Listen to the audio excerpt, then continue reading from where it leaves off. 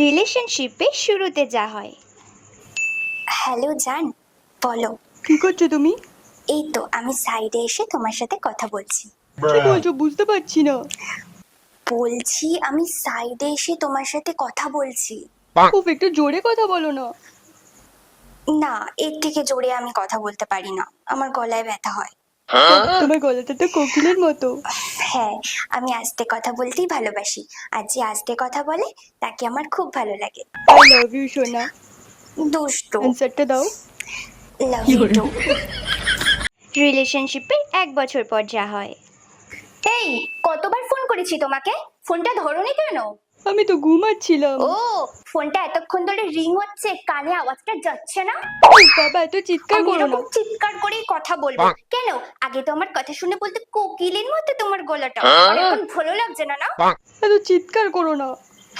তুমি নিশ্চয়ই অন্য কোনো মেয়ের সাথে চক্কর চালাচ্ছিলে, এই জন্যই আবার ফোনটা ধরোনি। তুমি আমাকে একদম কল করবে না। ও আমাকে ঘুরিয়ে কল ব্যাক করলো না কেন? তোর মানে নিশ্চয়ই অন্য কারোর সাথে চক্কর চলছে। আমি আবার ওকে ভিডিও কল করবো, আর এইভাবে চিৎকার করে কথা বলবো।